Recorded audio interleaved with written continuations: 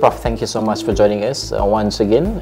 It's like an annual discussion between Prof Stefan. I want to talk about the understanding the development and also poverty. This is something that's very close to our heart in Malaysia and ASEAN, especially. We are the chairman of ASEAN this year. We also have this discussion in World Economic Forum recently. I want to talk about because your work, you emphasizes a lot of about risk, resilience, and also poverty as well. But how do you see that the global understand the poverty evolved since pandemic COVID-19 and also since climate change and also post political instability currently?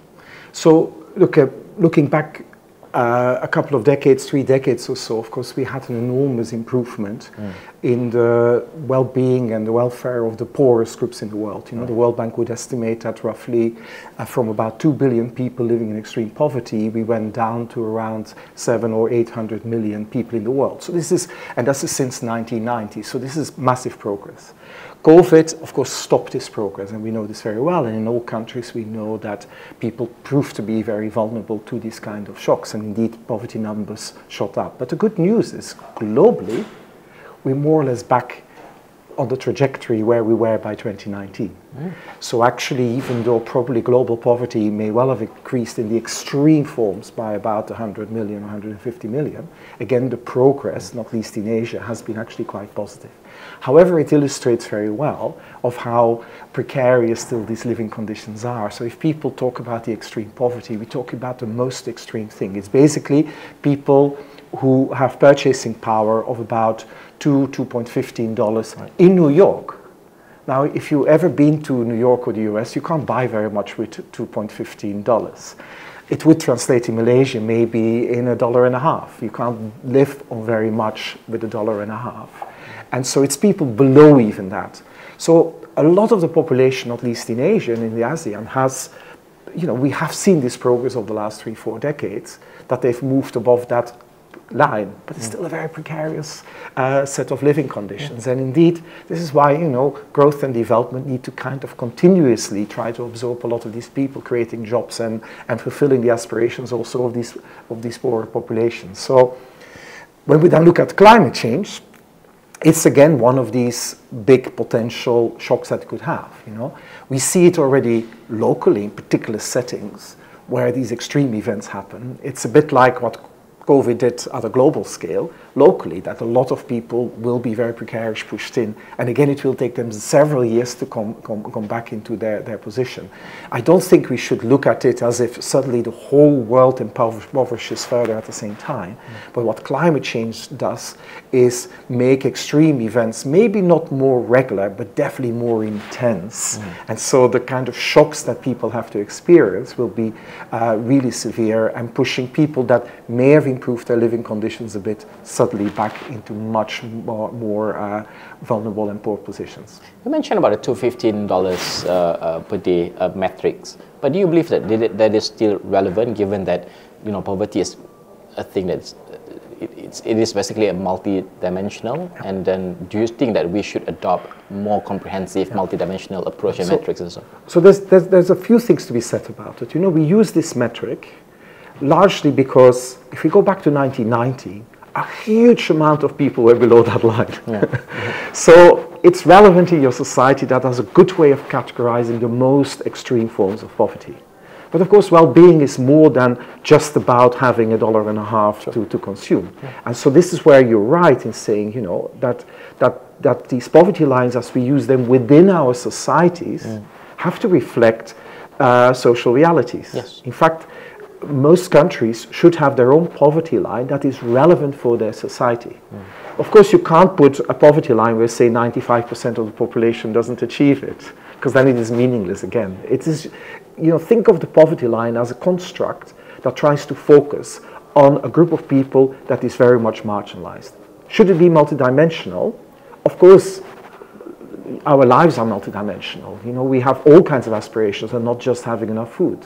So yes, it should be, and again, it should reflect what is there in society. However, one important thing to recognize is that when we look over long periods of time, these multiple dimensions that people typically include, like health, education, and so on, and water and sanitation and so on, they move very closely together with this kind of poverty line. So for the kind of longer term trajectory, it doesn't quite matter whether we use multidimensional or whether we use what I was describing.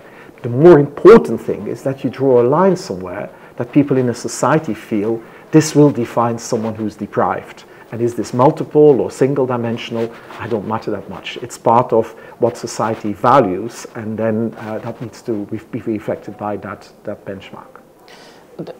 There's a conversation back in my country, Malaysia, about the absolute poverty, especially the absolute poverty line in Malaysia, in order to move up all this group above the absolute poverty line. But as we mentioned about the multidimensional, and also at the same time, we had this discussion in WEF as well about the planetary health, how it contributes to poverty in a lot of countries in the world. But how do you view the multi-pronged approach in tackling poverty, especially in regards to the planetary health as well? Because a lot of government seems to, did not get the correlation between planetary health and also how it can contribute to poverty, especially in the global south countries. Yeah. So, look, when you are walking around some of the poorer, densely populated areas of Kuala Lumpur, if you walk around in any city in Malaysia, if you walk around any city in Asia, you clearly see that environmental issues must be part of the well-being of people. For example, people talk a lot these days about lead pollution and the pollution that comes from the way water is distributed and indeed cooking happens, and all the kind of poisonous air that comes around and how it affects it. We are definitely, if you're a poor city dweller, environmental matters clearly matter for you. So they should be part of your conceptualization of extreme poverty. And so, but there is another side to it that I want to allude to. There's a lot of people say, well, we have to have this into our concept of poverty, and this, and this, and this. I've worked as an advisor in government, I've worked inside government. Now, the last thing you want to do is confuse the decision makers. By trying to lump all these things together, and you get some kind of an index and say, oh, so many percentage of population is below some kind of multidimensional. The policymaker will ask me, well, what do I do now? Oh no, we better take it apart again.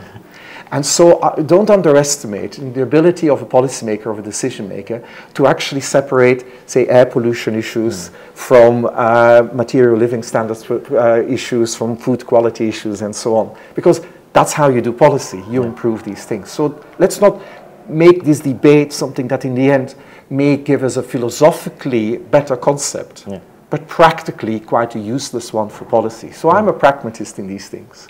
Talk about all the things that you allude to, the multidimensionality, the aspects of deprivation, the different multidimensional aspects of deprivation in your country, but just keep them a little bit apart, because otherwise we have no idea of how to actually begin to deal with it.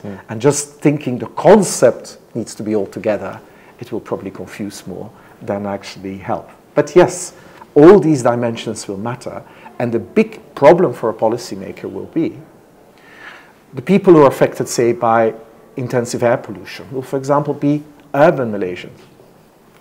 The people who are most affected, probably still by very poor nutrition, will be in East Malaysia, will be in the countryside.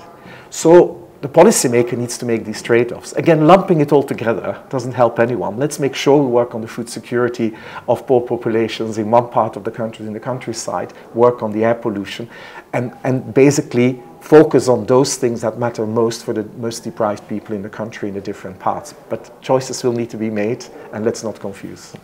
Of course, the policy falls on the shoulder of the federal government. But in Malaysia and many Southeast Asia countries, we keep talking about decentralization in terms of policy and given more autonomy to the states and also the districts itself, because they know their people and the problem in that particular area. But how do you see this decentralization? Because in Southeast Asia, for instance, this is something sort of taboo to be discussed, and having autonomy in the particular state is something that we are not really, because it will open the door for corruption and all that. But how do you view, how do we strike a balance on this issue? Well, you already allude to it. it has to be finding that balance, because the closer you get anything to do with policies that affect people very directly, social policies, things like health, education, nutrition, the closer you bring it to them, probably the better you will end up doing it. But the other risk is that you often decentralize to the lowest level of competence. And basically, and you allude to corruption, it's not just that, you know, sometimes these things are really hard. Now, Malaysia, being the kind of educated groups it has, civil service that arguably should be competent, it will then, a lot will have to do with making sure the right people in charge at the local level to do these things. Just the illusion of saying, as long as we decentralize, it's good, we should just be very careful about. But it is a standard thing that the more capability governments develop, the richer countries become, the better it will be to decentralize as much as you can. Because, you know, in Kuala Lumpur, it becomes very hard then to actually see the detail of the policy making that needs to be done in a particular district or something. So yes, so move on that, but let's make sure, don't make it an ideology that decentralization must be the right answer to all problems, because then you see the problems of competence and corruption that you described. I want to talk about in the context of ASEAN as well, because we have Bangladesh who would like to join ASEAN, but at the same time, we have the advisor to the interim government, Professor Yunus, said that the ASEAN should have its own mold and also standard in terms of development and also tackling its own problems. But how do you view ASEAN, especially, moving away from the standard of development frameworks, in the sense that we've seen throughout the world? Well, look, ASEAN, its emergence, its reflections, a lot to do with the trade bloc, with a place where certain things can happen. Of course, I myself come from Belgium, Brussels, center of the European Union. You see all the sides to this. You know, there is a huge attraction to try to strengthen by forming a collective in all kinds of areas and setting up standards. The real issue becomes, you know, again, in the conversation which is happening, do they reflect the nuance and the diversity of all the member states and all the cultural and political cultural things that are different? And at the same time, you know, do you decentralize so much that actually the quality of delivery on the ground gets disrupted? So I like, I have a huge admiration for Professor Yunus and the Bangladeshi government. I would call it the best and the most well-meaning government in the world at the moment. You know, these individuals in there are amazing. And I think it's right to normatively put a challenge out to ASEAN. But let's be cautious of how, because in the end, normative principles need to be translated in practice. And we know all endless unions of countries that in words said all kinds of things, but in deeds couldn't deliver anything. So keep in mind, how could we deliver this in an ASEAN setup? I think it's an important organization, and it's relevant to strengthen it, but just always think, where can we add value and where can we make sure there is implementation possible, rather than lots of lofty standards and indeed the creation of new bureaucracies and so on that doesn't help anyone.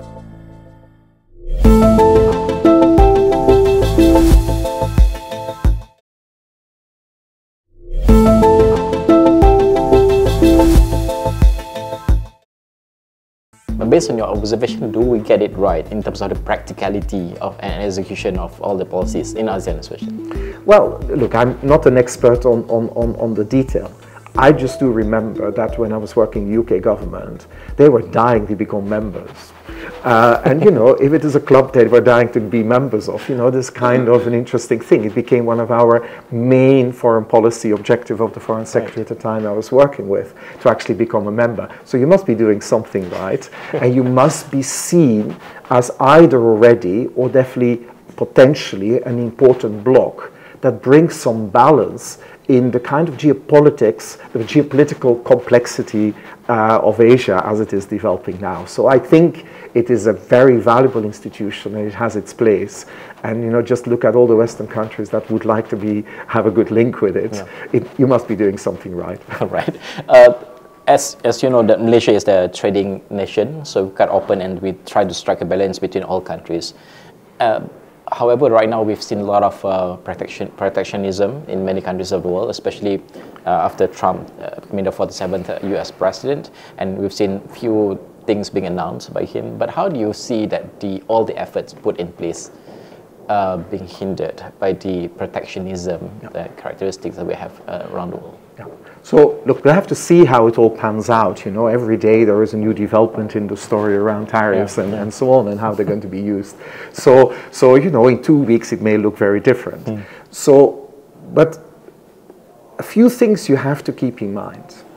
And the one thing that worries me greatly is that, in general, I worry that Trump may be right, that actually it will pay for the US. And it's a very simple principle. There is something in economics talking about optimal tariff policy. Right. And that actually if you have market power, you can actually influence the price. And the US has, in certain value chains, because of its massive consumer markets, quite a lot of influence. At the same time, it typically has most influence in those product areas where it has serious domestic industries that it could compete with.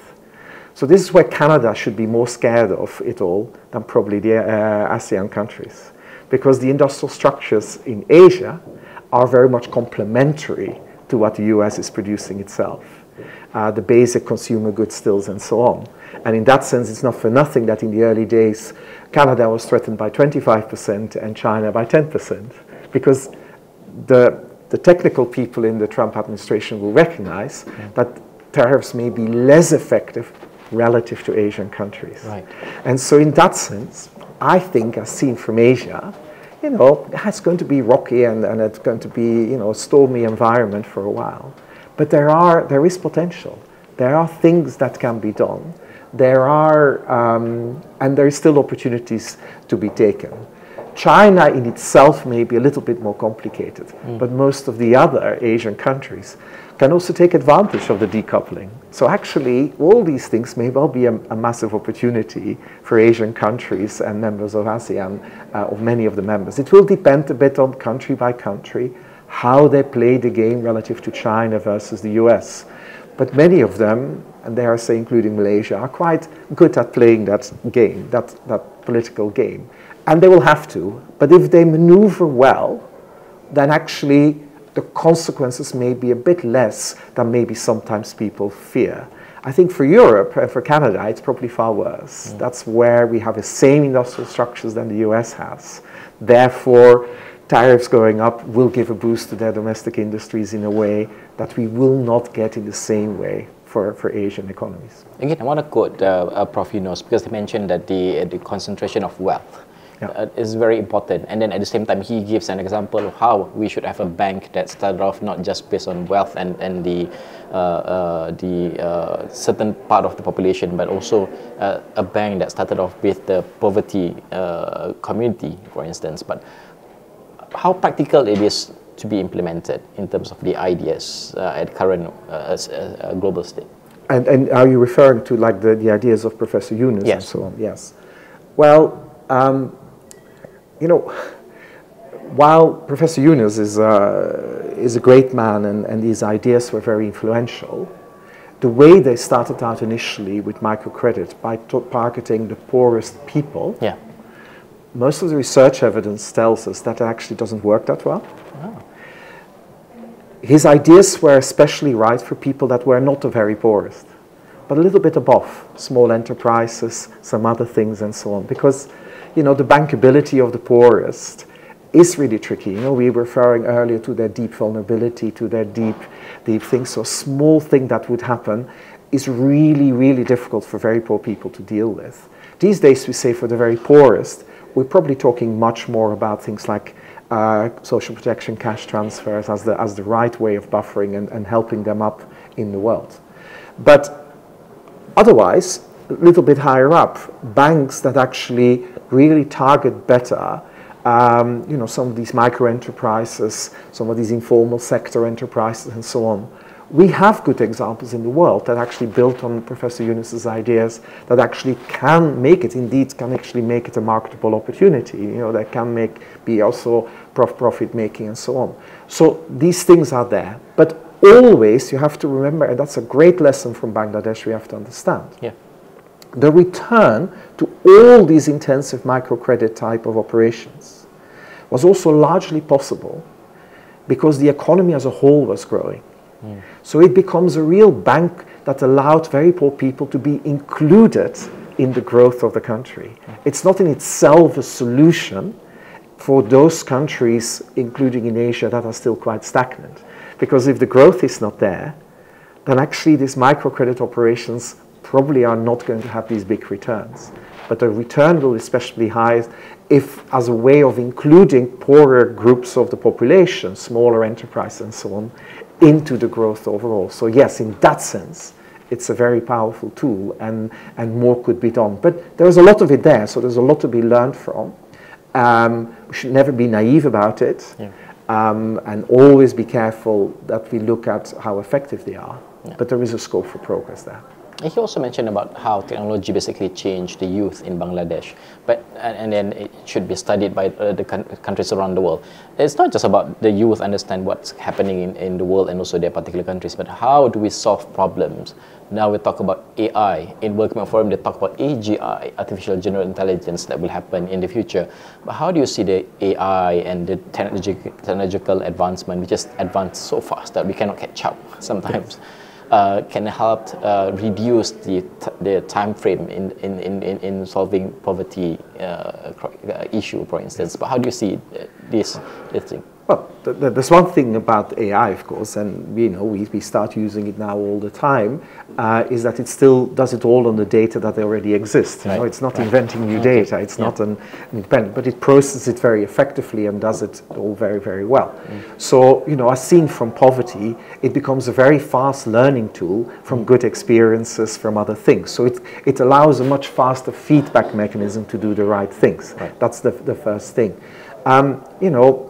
It's still relatively new, we would say, but at some point a spreadsheet was also very new and everybody thought it would change all kinds of operations in business. We learn very quickly how to use it. Students, young people learn very quickly how to use it. And then, you know, human intelligence tends to be still largely complementary to all these things that emerge. So if we find the right complementarities, yes, we can actually help to do very effective things. I'll give you an example that I have seen in AI that actually in poverty reduction can really help. So we do know that, and I alluded to it, there's a lot of good schemes, social protection schemes, targeted schemes for poor people, but often the problem is that poor people find it very hard to apply for these. So I saw actually, within weeks of ChatGPT emerging the first time, I saw in India, and it was of course typically again in Bangalore, people very quickly translated the whole thing in 27 languages and actually put a voice recognition on it, so that basically someone could just talk to a poor person about their living conditions, and AI filled in the entire application for the cash transfer without them having to do it. Now it's these things. So again, we can fasten, good things that exist but are hard to implement. We can increase their speed of actually making sure people can have access. All right. Prof. Stefan, we don't have much time. Thank you so much for joining us. Hope to see you again next year. There's some of the brilliant ideas that can be implemented, not just from ASEAN's perspective, Malaysia perspective, and also developing countries' perspective. Thank you so much again. Well, thank you for having me.